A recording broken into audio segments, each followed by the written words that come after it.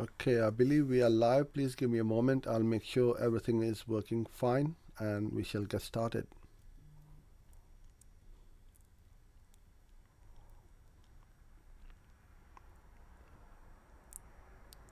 Okay, that looks good. Brilliant. Hello and a very warm welcome to you. It is 4 o'clock in the afternoon here in the UK and it is time for a bit of Google Ads. Every weekday we go live at this time and cover topics such as Google Ads, digital marketing, video ads, pretty much anything and everything to do with online marketing and advertising. The format of these sessions is very friendly and informal. I'll cover a certain topic in the beginning of the at the beginning, and towards the end I'll try my best to answer any questions you may have. If you have any questions, then please put them in the comment box around the video and I'll try my best to answer them for you. So today is Thursday. Every Thursday it is purely a Q&A session. Any questions which have been sent across to me on YouTube, by WhatsApp, email, I collate them together and create a little session like this one and answer them for you. And also I'll obviously answer any questions if there are any in the comment box. Okay, so let's hop over to the slides. So the first question is from Aligned Posture. Hello Uzair, I'm about to start dynamic search ads, seeing the many benefits. Yeah, but after scrolling through the many comments on YouTube about DSA campaigns, most are negative, mentioning irrelevant traffic and a lower conversion rate. May I know what's the truth of it all? Well, unfortunately, most people using the dynamic search ads don't know how to set it up the right way, and that could be the problem. DSA campaigns work really well if they are set up properly, and what they are really good at is finding new search terms which you may not be aware of or you may not have targeted.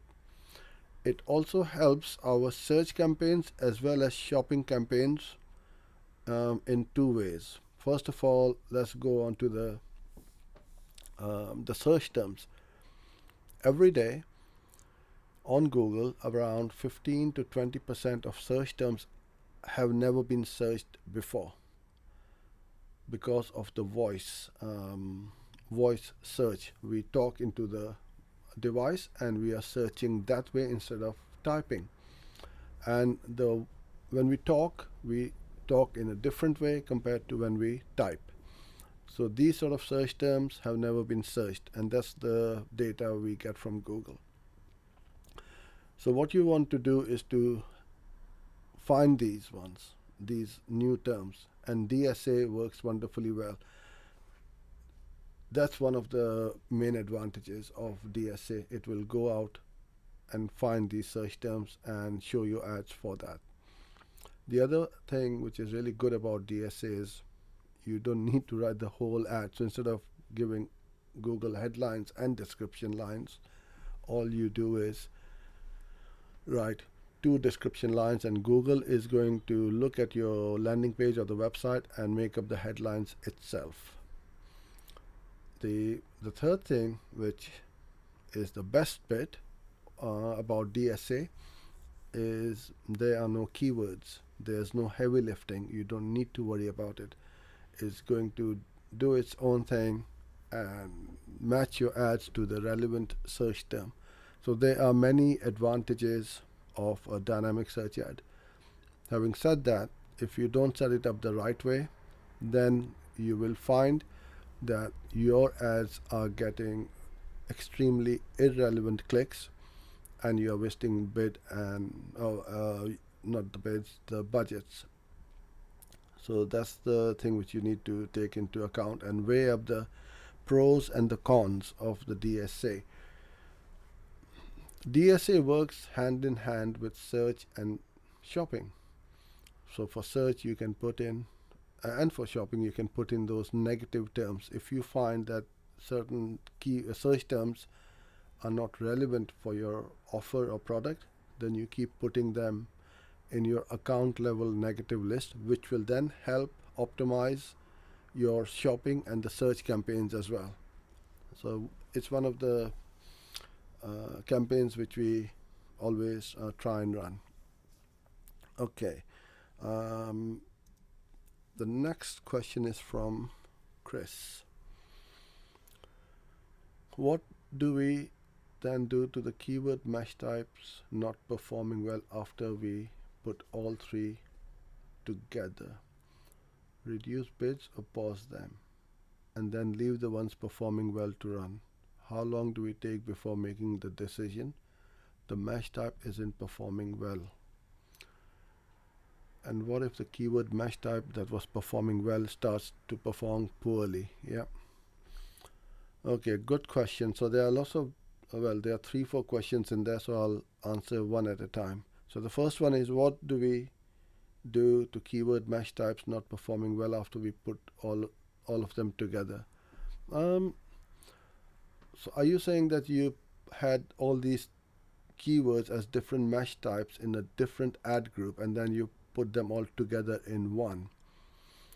If so, why did you do that? Because when it is working, you don't want to make too many changes, and why risk doing something like this? So I would always recommend and advise, when things are working well, try not to do too many different things in the account and let the campaign run itself. You're getting the results. There's no need to fix anything if it ain't broke. And if they have started not to perform, you can reduce the bids, or reducing the bids won't make any difference, to be honest with you. What you want to look at is perhaps look at your negative keywords. By accident or by mistake, you may have put in a negative keyword which is clashing with your keywords. How long before you decide to stop poor performing keywords is entirely up to you.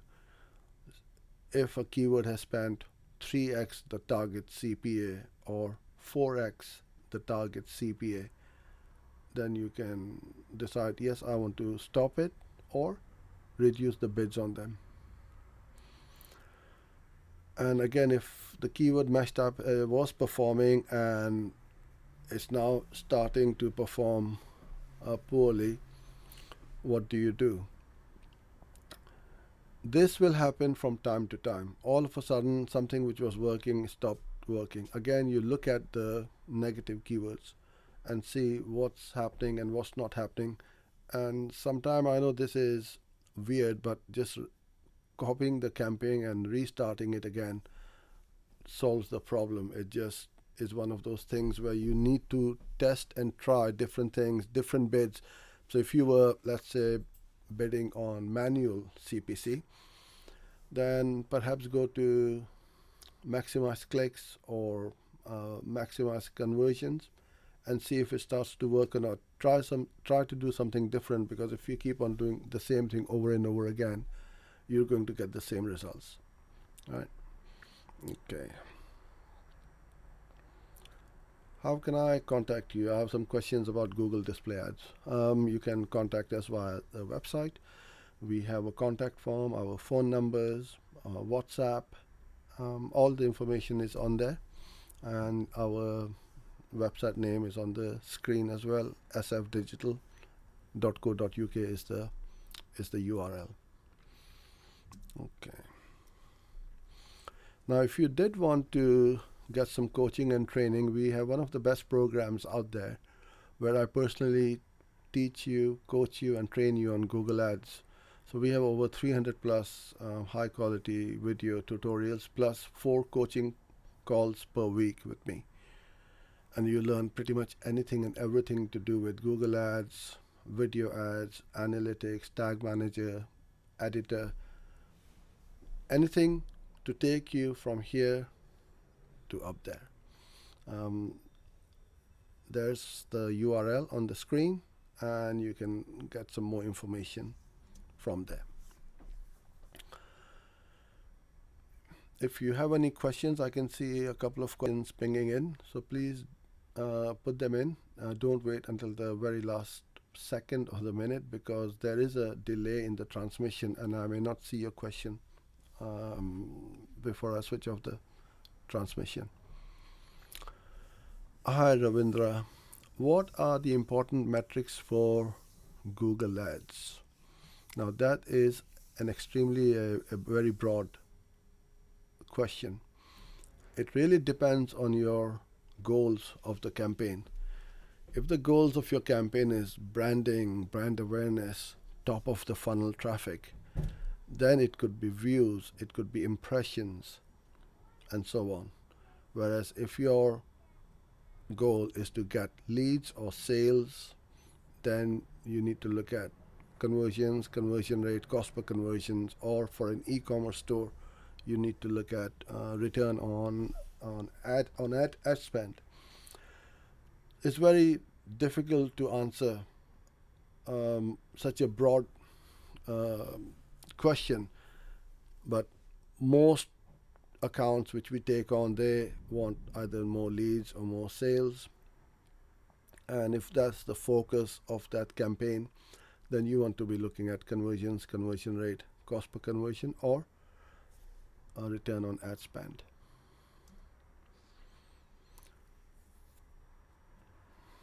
Hi Sajid, if someone has a brand new website and wants to run a Google ad, how can he generate maximum turnover?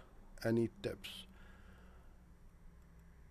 It's irrelevant whether you have a brand new website or an old one. The focus is not correct right now. Your focus is on turnover.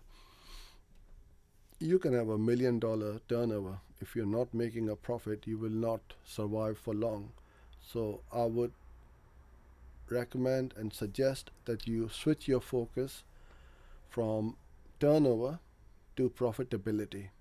How much is left over in your pocket after you paid everyone else? I presume, you're saying that it's a brand new website. My recommendation to you would be to go after the top of the funnel traffic first, because you need to raise your branding, your business profile, and your brand awareness. If people don't know who you are, what you do, you will not sell anything. Secondly, you need to build the trust with your audience or your potential customer as well. And that is extremely important. Why do we trust so much to Amazon?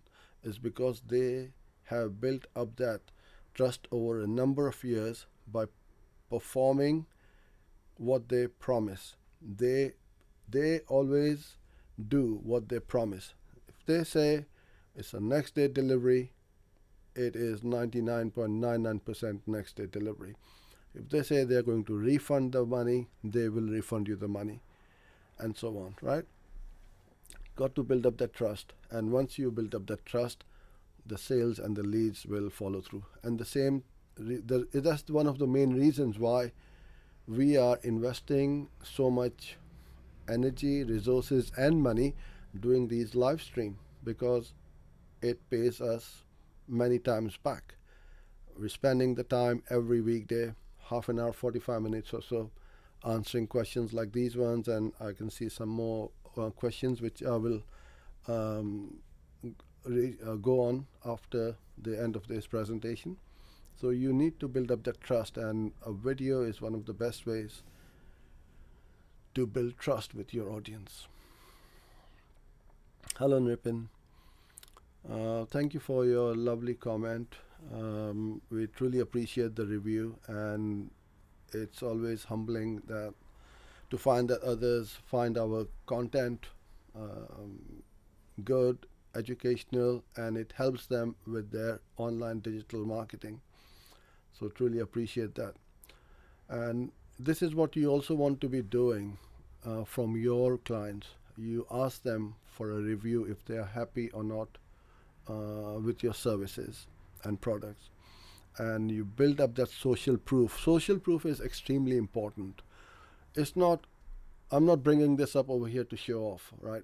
Um, I want to show the proof that yes, others are also loving and liking our content, and that's what you want to do. Build it up, build up your 5 star, 4 star, 4.9 star reviews, and when your potential clients see that, they are that trust building again accelerates, and they're more likely to become your client. So appreciate that review, Nipin. Now, what we do is we tend to direct all our reviews on Google My Business. We are not putting them up on, well, when I'm saying we're not putting them up, what I mean by that is we're not asking our clients to go on Facebook, LinkedIn, Twitter, and all these. We just keeping everything in one place, because Google My Business is one of the most important tools a business can have. It's an extremely powerful tool. If you are not utilizing it, optimizing it on a daily basis, you are missing out big time. I think I got this question the other way around from Chris, but it doesn't matter. Why do we need to put all three mesh types in an ad group in the first place? You don't need to. You can either keep them in one ad group, or you can keep them in separate ad groups. When we do something like this, we keep them in separate ad groups. Why can't we just have different keywords with BMM on them in an ad group and get the most volume with a great negative keywords list? BMM obviously has stopped working, or it will stop working very soon, so we will have only exact, broad, and phrase match. So unfortunately, Google has killed it off. You can, what you're saying, that why not just use one keyword? You can, but if you test it, you will find different results with different mesh types. So it's always best to test everything. With a great negative list, of course, or are there different auctions for the different mesh types? No, they all go in the same auction. And if that's the case, how do we know which mesh type performs the best? What are the criteria? Again, what's the goal of your campaign? Are you looking for clicks, click-through rate, or impressions? That is the thing which you need to understand as to what are you looking for. Are you looking for leads or sales, conversions? Cost per conversion is important for you, or the return on ad spend. So that's what needs to be looked at, and if that's the goal, then you need to be looking at those three metrics.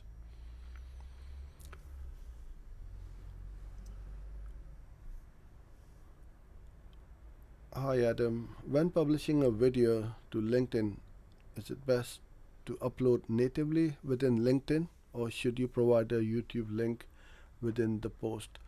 Every channel or network wants native videos or content. Facebook doesn't like links from Google or YouTube. YouTube doesn't like links from Facebook, or LinkedIn won't like YouTube videos on their platform. If you want to leverage these platforms, you need to upload the content natively. So Instagram has got square videos, right? You put those up there. Pinterest has got vertical. Facebook, you can go vertical. YouTube, you can go horizontal or vertical or square. So it depends on which network you are posting. Post the right size and make your videos or your content in 3 different sizes: vertical, horizontal, and square.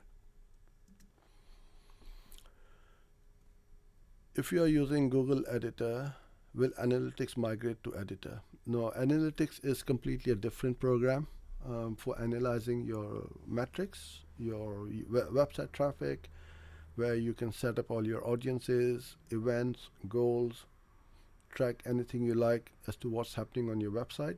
Whereas Google Ads Editor is a workflow tool which will save you a ton of time when you're managing your Google Ads campaigns.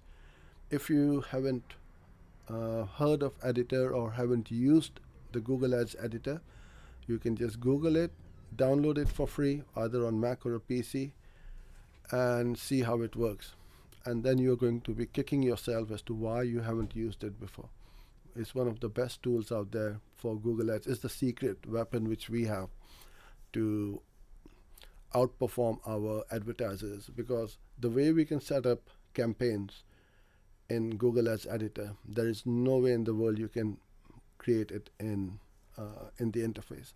So it's worth spending a bit of time learning how to use Google Ads editor. How many keywords per campaign is the limit? Oh, is the limit? Oh God. I honestly don't know. It is in thousands, I know for a fact, but I wouldn't go anywhere near that limit, because all you want to do is to have a handful of keywords which are all relevant to each other, and then that can relate to the ad. So it's not even worth thinking about the limit as to how many keywords you want to go per campaign. Okay, I beg your pardon, I thought it's ad group you were saying. Even per campaign, what you want to do is to make sure that you can manage your workflow. Now this is a really good example. Like if you got tens of thousands of keywords, which we quite often have in a campaign, then without editor there is no way in the world you can work with it. I believe it is 20,000 limit is the limit for keywords in a campaign.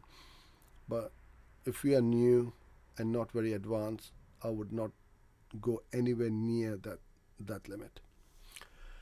Okay, so those of you who missed it earlier on, this is our coaching program link. It's over here. Find out some more information and you can join in if you wish. I'm going to go to the questions now. If you haven't put up the questions yet, then please do so now, and I'll start from the top. Okay, thank you everyone first of all for sending these questions in. Muaz Mohammed. Is it worth being Google Premier Partner, as we have to follow all of Google's recommendations, which are not always tailored to campaigns? That is true. Even for the Google Partner Program as well, they are kind of like forcing all the partners to toe the line and follow the recommendations. Not many agencies are very happy about it, and I know a few of them are willing to give up their partner status, as they do not want to follow the recommendations. And what Moaz is referring to, the recommendations, is on the top left hand corner of your Google Ads interface. You will see the recommendations tab, and a lot of the recommendations are not good for our clients. It may be good for Google, but it may not be in the best interest of your client. So that's a decision which you will have to make, I'm afraid. I can't tell you what you should and what you should not do with when it comes to following the recommendations. There are some which are pretty good, but a lot of them we just ignore it. And I believe it was coming into effect last summer, but due to COVID they have postponed it. What are some good buyer keywords for weight loss offer? What you mean by this, Tom, is good intent keywords, high intent keywords for weight loss offer. So you go to your keyword planner and then you put in the keyword weight loss offers, and then you can see, I would say not offer, but weight loss products, or how to lose weight and so on. And then you will find a lot of high intent keywords in there, which you can then use for your campaigns. How do we only pay for calls and not for clicks? What you want to do is to make that click to call conversion rate as high as possible. In some of our campaigns, our click to call conversion rate is as high as 70%, 65%, and so on. You will never have 100% because a lot of the clicks will not convert into calls. So that's the best advice I can give you. And to do that, you need to keep your campaigns extremely optimized and use a lot of negative keywords, and just go after those 20% of the keywords from which you get 80% of the results. Call only ads is now charging for clicks. It always has. Any click on the ads, no matter whether they convert into a call or a lead, you will get charged, or the advertiser will get charged. Is there any advantage, disadvantage to have not to set up a maximum bid for CPC? The disadvantage would be that you can potentially pay a lot of money. The highest I've seen ever was, I think, $465 US dollars for a click in an account. And when we took over the account, the client was like, "Oh my God, did I pay that?" I said, "Yeah, because you did not set up a max bid for the CPCs," and Google went ahead and charged that.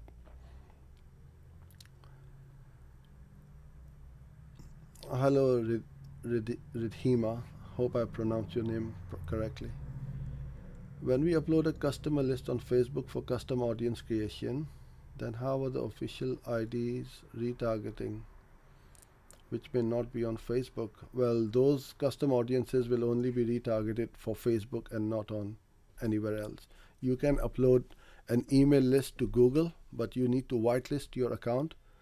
And to be able to whitelist your account for uploading the list, you need to have a minimum spend of about $50,000 in your account, plus your account needs to be in good standing as well. How does Facebook then rematch and do retargeting? Well, you got to put the pixel on your website first, and that's how it will retarget. So any website visitors to your website on your website, when they do go on Facebook, they know that this person visited your site, and they will retarget, or if that email matches, if it's in the customer email list. Is it hard to learn pay per call? Not really. Nothing is hard in the world. As long you put your mind to it, you can learn pretty much anything. There's lots of videos on our channel. You can go in the playlist and you'll see. It's pretty easy when I teach you how to set it up. Okay. Can you tell about DV360, how to make an account in it, because there is no account options? Is there any turnover criteria or something they see? We don't get involved with that, so I'm sorry, I can't advise you on that. I currently use CPC average bid €2. Okay. If I change to CPA, what would I set target CPF? Minimum purchase from site is €100. Purchase can also be done via phone call, so hard to do tracking. Yeah, so phone call conversion tracking is difficult, but there are ways around where you can import your data from your CRM into Google Ads. But it's not about your minimum purchase price. It's about how much are you prepared to pay for a conversion. I'm pretty much sure that it is an e-commerce store. So what you want to be doing is to focus on ROAS and not CPA, because return on ad spend will give you the most accurate data as to how much you are earning back in return from your ads, and not by CPA. How can I check if my campaign is targeting only calls or calls and clicks? I went to settings and only says the goal is leads, but doesn't say if it's targeting calls or calls and website clicks. Okay, so this is you referring to the website, sorry, the campaign goals. Don't worry about that too much. The goal can be anything. You can set up a campaign without any goal as well, as long as you set up call ads in your campaign. That's what is going to show with the call button. Even if you've got a expanded text ad or a responsive ad, and you got the call extension, then you will still see the call button if Google is showing that, of course. Is it suggestible, or do you suggest to make local campaign for local service provider? Yes, because if I don't offer my service 100 miles away, then I'm not going to be advertising over there. I just want to showcase my ads in my local community. Why do negative keywords keep showing even if I set them up as negatives almost every week? What you are referring to is, why do these same search terms keep coming up even you have set them up as a negative keyword or negative term? It's probably to do with the match type. You may not have set up the right match type, and that's why they are coming back in. And these are the things which I teach in my coaching program, and how to set these up, what to do when things aren't working properly, and so on. And it's going to save you a lot of money. Oh, I did pronounce your name correctly, Ridhima. Thank you. No, you're most welcome, and thank you for being here, all of you. In fact, I appreciate everyone's questions. They are very good. In CPA bidding, money deducts even if there is no conversion. Yes, it will. It will give you a target CPA. So if your target CPA is $100 to acquire a lead, you need to have certain amount of data beforehand. If you're starting from zero, and Google will say you can start CPA bids or campaign right off the bat with zero conversions, I find that Google doesn't know what we are looking for, how much are we prepared to pay for it. Everybody will say we want to pay the least amount, but you will not get the conversions. Google will not have that data, and it will be impossible for Google to get a lead at a decent price for you. So you need to have enough data, and the budget, that is really important when you're running target CPA campaigns. So if your lead cost or the target CPA is $10, then you need to give at least 4 to 5 times that amount for the daily budget. So I would put in $50 for the daily budget if my target CPA was around $10. You're most welcome, A1 Auto Recycling Denver. Thank you for your questions as well. Hi Gaurav. I have a dental client and results which I'm getting are not appropriate. The call campaign are getting bounce on clicks. So again, I will look at the keywords, the search terms, what it says on the ads, the offer, and so on. So if it's an emergency dentist, then you need to make sure that you are targeting those emergency dentists, and also during the opening times. Quite often dentists are not open 24/7 or on the weekends. So you must switch off your call campaigns during this time, because people will click on it and they'll only find out that you are closed.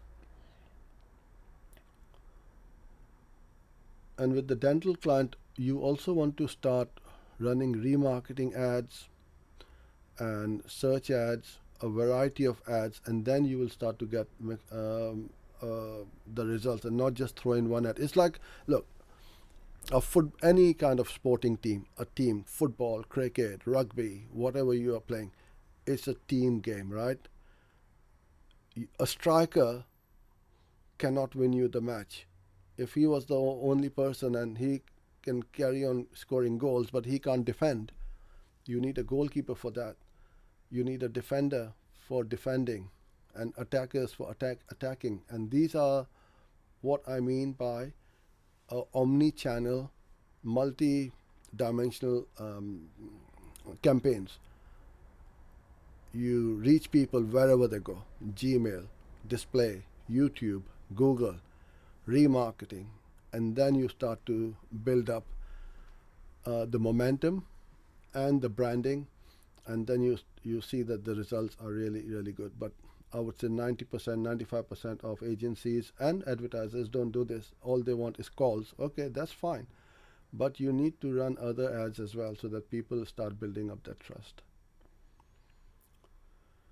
Have you ever used ClickSeeds or other click blockers to stop competitors constantly clicking on your ad? Are they effective? They are as effective as how you set them up. If you don't set them up properly, they are useless. If they are set up properly, then it can prevent or avoid some clicks. It will not be 100%, and there will always be fraudulent clicks. Look, companies like Disney and all these big shops, they spend billions and billions to stop people from pirating their content, their DVDs and their movies and music. And the shops install the latest and the greatest security systems. Doesn't stop people stealing from them. And they have a budget that such a percentage of goods will always be stolen. And this is the same over here, unfortunately. So you need to take this into consideration. Gaurav, what should be the average budget? I really don't know. How much are they prepared to spend? How competitive the market is? Your budget could be completely different in the Middle East or in the subcontinent compared to the US or the UK. So that I cannot reply to.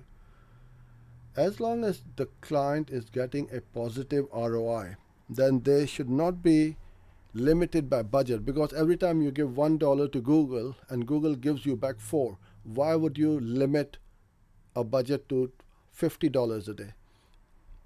The client should be telling you, give 500, 5,000 a day. I don't care, as long as I'm getting 4 back. Why would you stop playing that game? So that is my question to you, and you can ask to your client. If right now you said that the campaign is not working, so that's the focus on that. Don't scale it until you've optimized it. Once you've optimized the campaign, then you go about scaling it. Okay, I think we've covered everybody. So thank you so much for being here with me today. Tomorrow it will be Farzana's turn to talk about a non-Google Ads topic. I'll be back on Monday. So till then, stay safe, have a great weekend, and I look forward to seeing you on Monday. Bye for now.